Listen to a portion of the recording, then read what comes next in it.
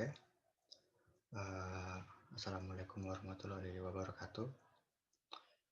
Eee, saya, Aditya Bayu Wijaya, NIM 5190411301. Jadi, pada kesempatan kali ini saya akan menjelaskan, atau mempresentasikan tentang server side web programming. Nah,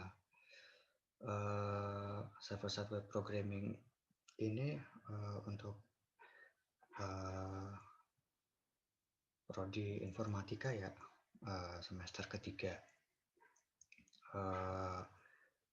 Materi-materi yang akan saya presentasikan ini, saya dapat dari beberapa referensi yang saya rangkum dan jadikan satu. Langsung saja.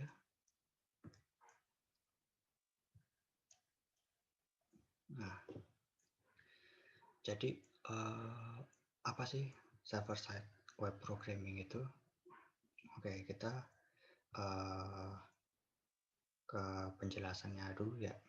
Eee, jadi, server side web programming atau server side scripting, itu merupakan, script dari server side yang merupakan bahasa pemrograman dari web yang pengolahannya dilakukan di dalam server. Nah, jadi, maksudnya gimana? Jadi, maksud di sini itu ialah, web server yang sudah atau telah diintegrasikan oleh web engine. Nah, ini kan ada tulisannya nih, telah diintegrasikan oleh web engine. Jadi sebenarnya diapain sama, web engine itu? Nah, di sini, ada penjelasannya ya. Jadi, peran web engine itu, ialah memproses semua script yang ada, termasuk kategori client side scripting. Nah, jadi dia itu, memproses semua script ya yang, script ini yang diminta oleh, klien. Nah, web engine itu biasanya harus diinstal, ke dalam komputer terlebih dahulu dari bagian terpisah dari web server.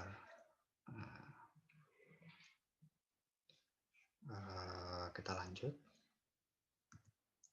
Nah, jadi, server side script biasanya hanya ada pada web dinamis saja. Jadi apa sih, web dinamis itu? Jadi sebenarnya, web itu ada dua ya, yang dinamis dan juga statis. Kalau web dinamis itu misalkan kita, mengunjungi suatu web dan kita bisa melakukan, sesuatu di dalam web itu. Misalkan, seperti, web ini, game online gitu ya. Jadi kita bisa bisa memainkan suatu game di dalam web itu. Nah, jadi intinya ada proses lah di web itu selama kita mengunjungi web itu. Nah, kalau web statis itu kita mengunjungi suatu web, misalkan artikel itu, kita kan hanya, tampilannya hanya artikel itu aja kan ya, nggak ada proses apa-apa. Nah, jadi itu statis. Nah, kalau statis itu, sebenarnya tidak, begitu perlu server side script karena, di dalam, web itu selama user mengunjungi web itu, membuka web itu, tidak ada proses. Nah, server side script, itu juga memengaruhi berat tidaknya loading. Nah, loading sebuah website, bergantung pada kecepatan dan spesifikasi komputer server. Nah, jadi maksudnya gimana? Jadi begini, misalkan kita, ingin membuka suatu web ya, ingin membuka suatu website, tapi kok, loading-nya lama gitu, atau mungkin malah error. Padahal kecepatan internet kita kencang, eee, dan membuka web lain lancar-lancar aja. Nah, berarti kan masalahnya ada di websitenya dong. Nah, jadi kemungkinan itu, masalahnya ada di kecepatan dan spesifikasi komputer dari server tersebut. Nah, jadi kan, klien itu, mengirimkan perintah atau input ya ke server, lalu diproses, di server, diproses oleh komputer server, lalu outputnya hasilnya akan dikirimkan kembali ke user atau klien. Nah, jadi kenapa kok loading-nya lama atau mungkin malah error? Jadi kemungkinannya itu mungkin, eee, banyak, user yang mengakses web tersebut,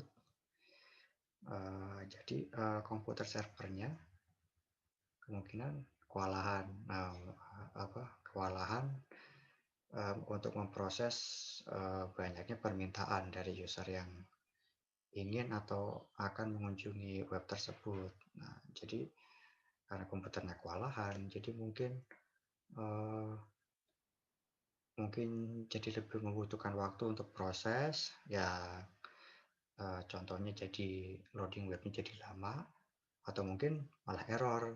Nah, jadi mungkin error, terus mungkin menunggu beberapa menit, mungkin baru bisa lagi. Nah, jadi untuk kode-kode server side itu tidak bisa dilihat ya oleh kita, tidak bisa dilihat oleh user karena sifatnya yang rahasia untuk klien. Jadi maksudnya gimana?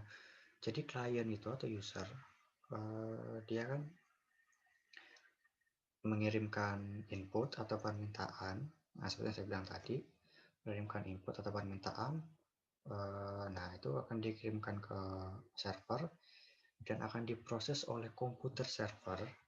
Nanti hasilnya atau outputnya akan dikirimkan kembali ke user atau klien. Jadi prosesnya itu terjadi di komputer server dan user atau klien tidak mengetahui prosesnya. Jadi user atau klien hanya murni mengirimkan input dan mendapatkan output. Nah, lanjut ya. Nah, ini ada gambaran untuk beberapa contoh tentang server-side programming supaya lebih jelas lagi. Jadi sebagai gambaran dari server-side programming adalah sebagai berikut ini.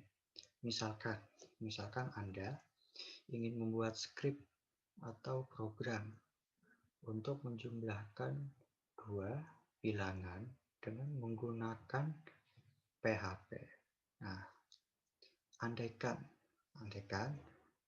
Anda telah membuat form untuk input kedua bilangan dan membuat skrip PHP untuk mengolah penjumlahan kedua bilangan tadi ya. Nah, dalam hal ini keduanya, yaitu form dan skrip PHP, keduanya sama-sama diupload ke server. Nah, selanjutnya bagaimana? Misalkan, untuk memperjelas, misalkan ada seorang user atau Anda yang ingin menjumlahkan dua bilangan. Nah, maka user tadi itu akan mengakses ke server. Nah, apa yang diakses? Nah, yang diakses itu tentunya adalah form input bilangan yang akan dijumlahkan. Nah, jadi user akan mengakses form input untuk dimasukkan bilangan yang ingin atau akan dijumlahkan. Nah, dalam hal ini posisi user adalah sebagai klien. Nah, setelah si user mengisi bilangan pada form, Selanjutnya dia mensubmitnya. Nah, setelah disubmit, terus kemana sih submitnya itu? Nah, jadi karena Anda tadi membuat skrip PHP dan form input telah diarahkan ke skrip PHP tersebut. Nah, maka data input akan disubmit ke server untuk diolah menggunakan skrip PHP yang telah Anda buat tadi. Eh, Setelah input diolah, dijumlahkan, diolahnya itu atau dijumlahkan, diprosesnya itu di server ya. Setelah tadi input itu kan dikirim ke server, nah nanti diproses di sana, dijumlahkan inputnya tadi yang berupa kedua bilangan tadi, maka hasilnya akan dikirimkan kembali ke klien sebagai output atau hasil, sehingga si user dapat mengetahui hasil penjumlahan dua bilangan yang diinputkan melalui form tadi. Nah, jadi dari penjelasan di sini, si user atau klien itu sama sekali tidak mengetahui proses penjumlahan dari kedua bilangan yang diinput tadi. Nah, karena prosesnya itu terjadi di server dan klien atau user itu hanya mengirimkan input dan perintah untuk menjumlahkan dua bilangan tadi, dikirim ke server, lalu diproses, dijumlahkan. Setelah itu hasilnya dikirimkan kembali ke user agar user atau klien dapat mengetahui hasil dari input penjumlahan bilangan tadi. Nah, lanjut. Di sini ada beberapa contoh dari server-side scripting. Ada 1, 2, 3, 4, 5, 6, 7, 8 ya. Yang pertama ada active server page atau ASP. Yang kedua ada PHP atau hypertext preprocessor. Yang ketiga ada server page GSP. Yang keempat ada Cold Fusion. Yang kelima ada ASP atau active server page.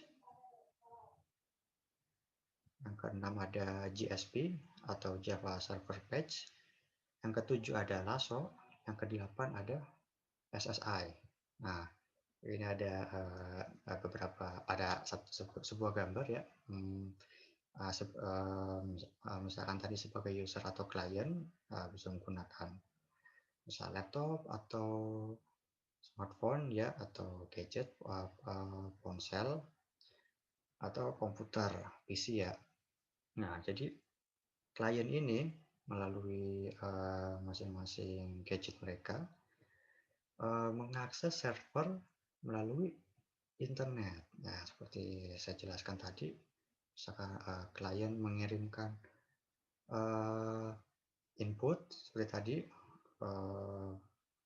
untuk menjumlahkan dua bilangan, yang input tadi itu dikirim ke server melalui internet. Nah, dan diproses di server, komputer server, dijumlahkan. Setelah selesai, hasilnya, outputnya akan dikirimkan kembali ke klien melalui internet, sehingga klien dapat mengetahui hasil atau output dari yang diinput tadi. Lanjut. Sekian dari saya. Terima kasih sudah menonton. Untuk materi ini saya ada mengambil dari beberapa referensi ya. Salah satunya ada dari itjournal.com yang membahas tentang perbedaan client side dan server side web programming. Lalu ada Docplayer yang membahas tentang client side dan server side programming. Lalu ada pubc.its.ac.id